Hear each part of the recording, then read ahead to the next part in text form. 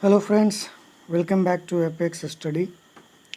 आज मैं आपके लिए फिर से एक नया वीडियो लेकर आया हूँ और आज की वीडियो में हम देखेंगे सेंटेंस रीअरेंजमेंट, जो नॉर्मली बैंकिंग और एसएससी दोनों तरह के एग्ज़ाम्स में पूछे जाते हैं। आप सभी को पता होगा कि सेंटेंस रीअरेंजमेंट का क्वेश्चन बैंकिंग और दूसरे एग्ज़ाम्स जैसे एसएससी का सीजीएल या और भी एग्ज़ाम्स में अक्सर आते हैं। और बैंकिंग और एसएससी का सेंटेंस रीअरेंजमेंट का क्वेश्चन का पैटर्न बिल्कुल ही अलग होता है। तो हम लोग आज उसी क्वेश्चन और उसके पैटर्न पर डिस्कस करेंगे। आपको इस वीडियो में मैं बताऊंगा कुछ ऐसे ट्रिक, कुछ ऐसी चीज़ें जिसकी सहायता से आप सेंटेंस रीअरेंजमेंट के क्वेश्चन को बना सकते हैं। तो सबसे पहले दोस्तों, ये पूरा पैसेज आप वीडियो को पॉज करके नोट कर लीजिए और आप चाहें तो पहले खुद से भी बना सकते हैं, और नहीं तो फिर आप इसे लिख लीजिए और मेरे ट्रिक का इंतज़ार कीजिए। ट्रिक मिलने के बाद आप इसे बना सकते हैं। तो दोस्तों, सेंटेंस रीअरेंजमेंट बनाना बहुत ही आसान है। इसके लिए आपको सिर्फ कुछ खास ट्रिक की ज़रूरत होगी। ट्रिक मैं ऑलरेडी पहले वीडियो में पहले वीडियो में बता चुका हूँ, आप वहाँ पर देख सकते हैं, और अगर नहीं तो आप यहाँ पर देखें। फिर से मैं आपको दोहरा देता हूँ, ये ट्रिक आपको रिपीट कर देता हूँ। ट्रिक ये था कि अगर वाक्य में नाउन या प्रोनाउन हो तो नाउन वाला सेंटेंस, किसी वाक्य में नाउन हो और किसी वाक्य में प्रोनाउन हो तो नाउन वाला सेंटेंस को पहले रखेंगे और प्रोनाउन वाले सेंटेंस को बाद में रखेंगे, क्योंकि ग्रामर का नियम के अनुसार नाउन पहले आना चाहिए और प्रोनाउन बाद में। ये हमारा एक ट्रिक था। इसके अलावा दूसरा ट्रिक जो है सिमिलर वर्ड का ट्रिक था, जिसमें यह है कि अगर किसी वाक्य में एक वर्ड आया है और वही वर्ड फिर किसी दूसरे ऑप्शन में दिखाई दे तो हम ये मान के चलते हैं कि ये दोनों एक पेयर बनेंगे, और हो ना हो ये दोनों साथ होंगे। तो दोस्तों, सिमिलर वर्ड को पेयर बनाकर हम इस तरह के क्वेश्चन को डील करते हैं। सेंटेंस रीअरेंजमेंट का पहला और बेसिक फंडा ये होता है कि कभी भी सेंटेंस को सिंगल नहीं ढूंढना चाहिए और सिंगल अरेंज करने की कोशिश नहीं करनी चाहिए, बल्कि बेहतर ये होता है कि आप उसको पेयर बना दीजिए। बैंकिंग में ऑप्शन 6 सेंटेंसेज होते हैं, A B C D E F. आप इनको अगर पेयर बनाएंगे तो दो दो सेंटेंसेज का पेयर बनेगा। और एसएससी में 4 होते हैं, पी क्यू आर एस, वहाँ पर हम लोग केवल 2 ही पेयर बना पाते हैं। तो आप एक बार पूरा वीडियो को अच्छे से देखिए और सारे क्वेश्चन को, सारे सेंटेंसेज को नोट कर लीजिए, उसके बाद इसको बनाइए। तो चलिए शुरू करते हैं। तो मेरे ट्रिक जो होते हैं वो नॉर्मली ग्रामर पर या ट्रांसलेशन पर डिपेंड नहीं करते हैं, बल्कि उसको हम वोकैबलरी के आधार पर बनाते हैं। चाहे मैं पैसेज बताता हूँ वहाँ भी वोकैबलरी की ज़रूरत होती है, मैं कॉमन एयर पढ़ाता हूँ तो वहाँ भी वोकैबलरी ही चाहिए, या फिर मैं क्लोज टेस्ट बताऊँगा तो वहाँ भी वोकैबलरी। कुल मिलाकर आपको अनुवाद या ट्रांसलेशन का सहारा नहीं लेना होगा, क्योंकि मुझे पता है सारे लोग अंग्रेज़ी में अच्छे नहीं होते हैं। तो अगर आपका वोकैबुलरी अच्छा है तो आप कंपटीशन में अच्छा स्कोर कर पाएंगे, और नहीं तो वाकई में ये मुश्किल काम है। तो आइए दोस्तों शुरू करते हैं। सबसे पहले हम अपने पहले वाक्य को पढ़ते हैं। पहले वाक्य में लिखा हुआ है फ्रेमवर्क, अ लीगल फ्रेमवर्क। अब ऑप्शन ए में देखिए, हम सिर्फ वर्ड को पढ़ेंगे दोस्तों, पूरा सेंटेंस पढ़ने की हमें ज़रूरत नहीं है। हम वर्ड को ढूंढ कर पेयर बनाएंगे और उसी से फिर हम उसको ऐड भी कर लेंगे। तो पहले वाक्य में फ्रेमवर्क लिखा हुआ है, और अब मुझे ढूंढना है ऐसा कोई सेंटेंस जिसमें वापस फ्रेमवर्क आया हो। तो यहाँ देखिए ऑप्शन डी में फिर से फ्रेमवर्क आया हुआ है। तो दोस्तों, सिमिलर वर्ड की बात हो रही थी। ये देखिए 2 सिमिलर वर्ड 2 अलग अलग ऑप्शन में दिखाई दे रहे हैं। अब तय ये करना है कि पहले कौन होगा, ए या डी। तो दोस्तों, जो word this, that, this, those के साथ होगा जो नाउन, वो पहला तो नहीं हो सकता, उसे हमें दूसरे स्थान पर रखना पड़ेगा। इसलिए पहला ऑप्शन हमारा ए होगा और फिर डी होगा। तो हम इस तरह से ए और डी एक जोड़ा बना लेंगे। ये देखिए मैंने बनाया हुआ है ए डी, एक जोड़ा हमारा पहले से तैयार है।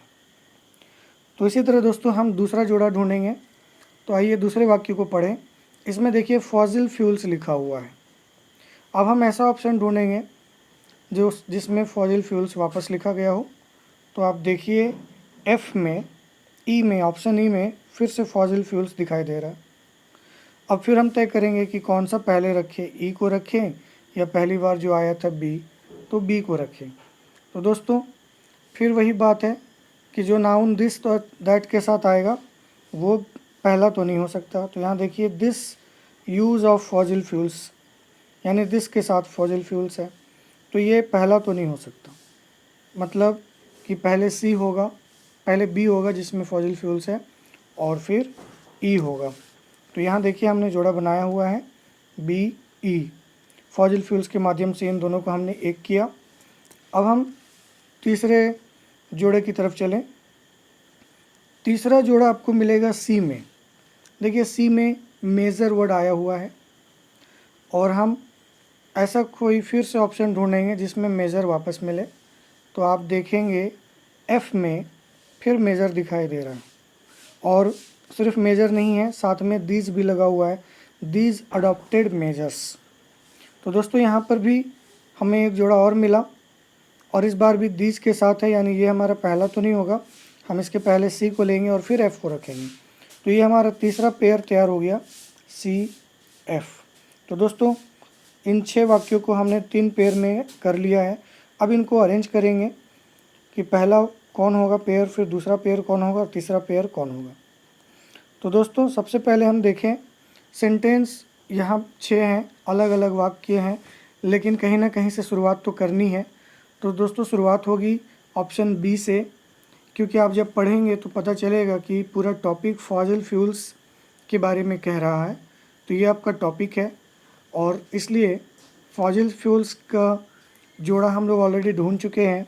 तो बी के बाद ई होगा, यानी हमारा जो सीक्वेंस बना वो बी और ई बना, यानी बी हमारा पहला सेंटेंस हुआ और ई दूसरा सेंटेंस हुआ। आइए दोस्तों अब हम तीसरे सेंटेंस को ढूंढें। तो तीसरे सेंटेंस को ढूंढने के लिए आपको कहीं नहीं जाना है, आप ई में ही पढ़िए। ई में देखिएगा डैमेज लिखा हुआ है, ये देखिए डैमेज लिखा हुआ है। इसको अब हम ढूंढेंगे फिर से किसी दूसरे ऑप्शन में। तो आप देखिए सी में सच डैमेज लिखा हुआ है। तो दोस्तों डैमेज और फिर सच डैमेज, यहाँ भी सिमिलर वर्ड ही काम कर रहा है। तो इस बार भी हम ऐसे ही करने वाले हैं, ई के बाद हम सीधे सी में पहुँच जाएंगे। तो बी ने हमें ई दिया, ई ने हमें सी दिया। तो इस तरह से हम लोग 3 वाक्य अरेंज कर चुके हैं बी ई सी।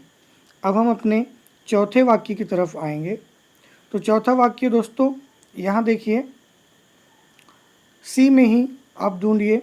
सी में जो मेज़र लिखा हुआ है, तो मेज़र आपको कहाँ ले जा रहा है, मेजर ले जा रहा है आपको एफ़ में, जहाँ दीज मेजर्स लिखा हुआ है। तो इस तरह से ये दोस्तों सी के बाद यानी चौथा वाक्य ये हमारा हो गया ऑप्शन एफ़, दीज मेजर्स, ये हमारा ऑप्शन हो गया एफ़, यानी चौथा हो गया। अब हमारे पास बचे 2 और।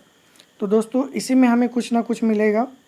तो यहाँ देखिए बात हो रही है एफ़ में कैपेसिटी की, और कैपेसिटी से मिलता जुलता वर्ड, या फिर आप एक और वर्ड देख सकते हैं। तो दोस्तों 4 ऑप्शन हम लोग ढूंढ चुके हैं, हमारा क्लू मिल चुका है बी ई सी एफ़। अब या तो ए या डी, ये हमारे पास 2 ऑप्शन बच गए हैं। तो अगर 5वां सेंटेंस या तो ए होगा या डी होगा। तो दोस्तों आप आसानी से देख सकते हो कि ए में फ्रेमवर्क लिखा हुआ है और डी में दिस फ्रेमवर्क लिखा हुआ है। तो हम समझ सकते हैं कि हमारा 5वां सेंटेंस डी होगा या ए होगा। तो जैसा कि आपको मैं बता चुका हूँ कि जिसमें दिस दैट होगा वो तो पहले नहीं आ सकता, यानी 5वां जो हमारा होगा वो ए होगा, और फिर छठा हमारा सेंटेंस डी होगा। तो दोस्तों इस तरह से हमने ये पूरा सेंटेंस अरेंज कर लिया है, और ये जो सेंटेंस अरेंज हुआ है वो इस प्रकार है। ये बना हमारा B E C F A और डी। तो दोस्तों यही तरीका है, इसी तरीके को आप इस्तेमाल करें तो आपका सेंटेंस रीअरेंजमेंट का क्वेश्चन बनने लगेगा।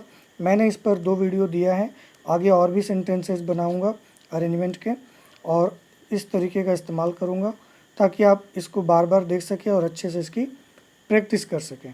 तो दोस्तों, अगर मेरा ये वीडियो आपको अच्छा लगे, पसंद आए, तो इसे लाइक करें, सब्सक्राइब करें और इसे शेयर करें।